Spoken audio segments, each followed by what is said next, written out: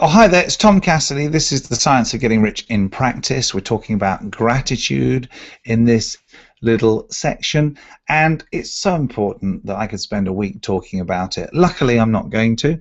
There's a course for that. That's the Science of Getting Rich, which is on Udemy, and one of the things that we do focus on is making it easy for people. So what we've tried to do is actually create a summary for one thing at a time, and week 5 all you're doing is focusing on gratitude. So let's have a quick look at gratitude and see what we've said about it.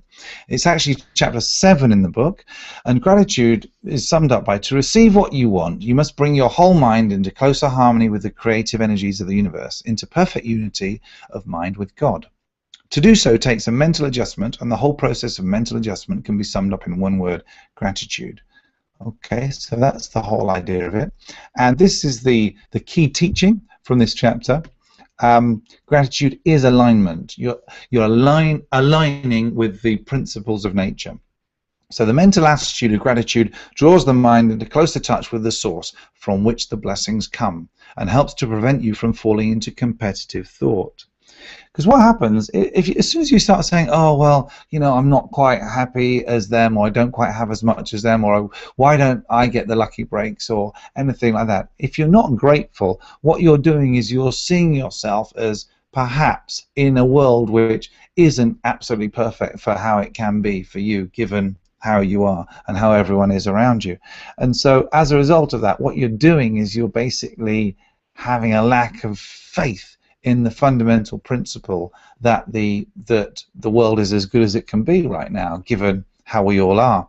And you're saying then that something is wrong with the world.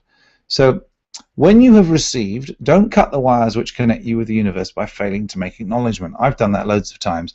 I've been wanting something and kind of praying for it and sending all the energy out there for it and really hoping that it happens, and it happens, and you're really delighted for like 3 days or a week. And the biggest one for me was when I found out that my wife Cindy didn't have Huntington's disease, and that's absolutely massive because it's a genetically dominant gene, and there's a 50-50 chance of her having got it. Her mother had it, a 50-50 chance of being positive for this gene, and that then means that if she's got it, our kids would have a 50-50 chance of getting it as well. So when we found out that she didn't have it, we were ecstatic, and we were ecstatic for quite a long time. But you know what?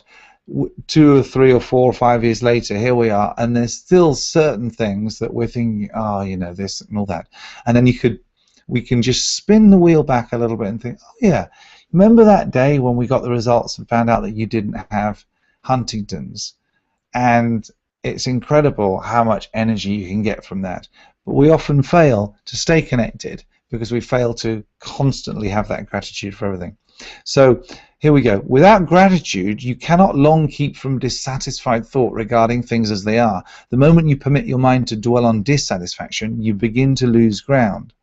And this is a big one. Include all things in your gratitude, because all things contribute to yours and mankind's advancement. Even the stuff you don't really think is that great. That's a big one for people. All the situations that you don't want to be as they are, you should still be grateful for them, because they are actually part of how you are, part of what is.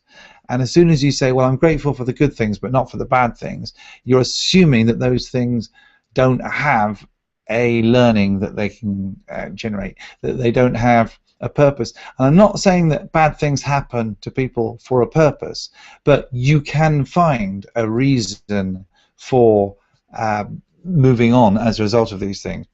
My favorite way of saying it, no, I don't believe there is a reason for everything, but I believe that there can be reason from everything. And here we go. What would you choose? This is the old beauty about the script. What would you choose? If you were choosing that gratitude is just some namby-pamby thing you do for societal etiquette to make people feel happy about doing things for you, or that gratitude is the reset button to get you back on track with the business of getting rich.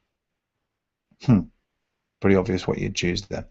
So, and what are you putting in? What are you putting into the sausage machine of life, the ice cream machine of life, the juicing machine of life, whatever it is?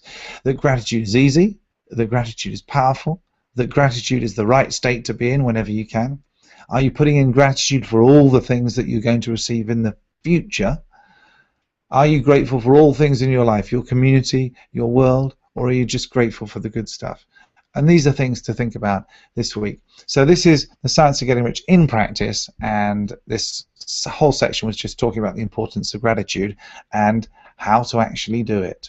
Okay, so that's Tom Cassidy. Hope you enjoyed it.